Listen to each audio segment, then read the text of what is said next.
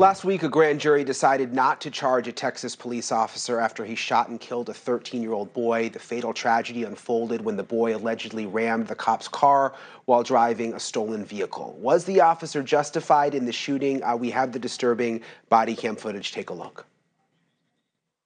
Where have all the vehicles? They're hitting up right here. Just don't let them ram me. Hey! Let me see your hands!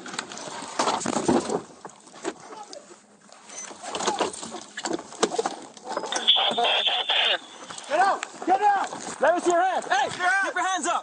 Keep your hands where I can see them! Get out! Yeah, it's hard to watch. Joining us now, the mother of the shooting victim, Lynda Espinoza, and her attorney, Lee Merritt. Thank you both for being here. Lynda, I'm so sorry for the loss of your son. I can't imagine what you're going through. As we reported, no charges will be filed. That's the determination that's come down. Did that surprise you, Lynda? Were you given any other information, or were you expecting that? No, it surprised me. It really did.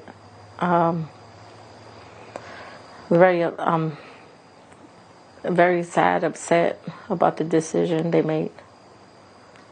Do you know, Lynda, what led up to this? I mean, obviously we have this snippet of video that we can now see, but your son was in a stolen car. I mean, do we know what led up to the incident that day? Have you been given more information, or did he tell you, or what his frame of mind was?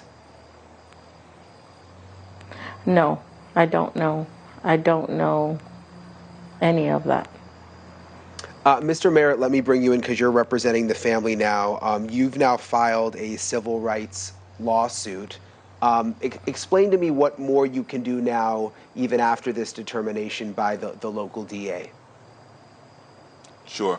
After the grand jury made the decision not to indict this officer, Stephen Ramos, for shooting at a 13-year-old unarmed kid, the case now has an opportunity, at least, to be reviewed by the Department of Justice. And Ms. Espinoza, his mother, has moved forward with a federal civil rights lawsuit alleging Fourth Amendment violations, excessive force. And if you like, I can give you a little more context about what was going on that night. Yeah, please do, because a lot of, I mean, look, I don't want to take away from the tragedy of what she's going through, but a lot of people look at this and think, okay, he was in a stolen car, you know, troubled past.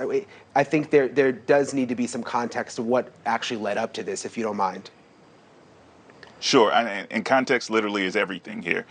This is a 13-year-old kid, so we can't really say a troubled past, because this is a 13-year-old kid who lives maybe in a community that deals with way too many issues than one community should. Just less than a month prior, he watched his older sister, by a couple of years, murdered.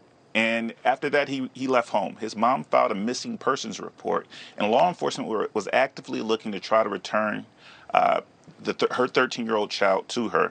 They had reports about kids joyriding in the area, and so they came and they found teenagers committing crimes, kids who should have been addressed by law enforcement. We are glad that law enforcement showed up. But in the state of Texas, like the rest of the country, we only authorize law enforcement officers to use deadly force when confronted with deadly force. And there's no point in that video or any point in that night that those children directed deadly force towards the law enforcement officers or towards any member of the public.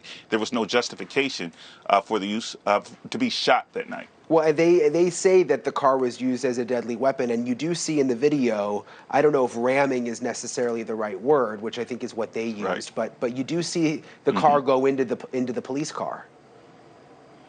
And that's absolutely right. And a car can be used as a deadly vehicle. That's why the general orders in Texas, just like best practices for policing all around the country, is very clear, and you can talk to any law enforcement use of force expert.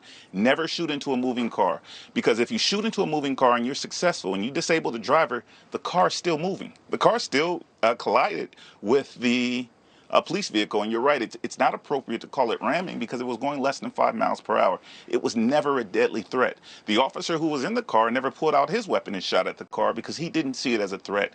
Hey, thank you for watching. Please go to newsnationnow.com, newsnationnow.com, and you can find NewsNation on your television provider. And don't forget to click the red subscribe button down below.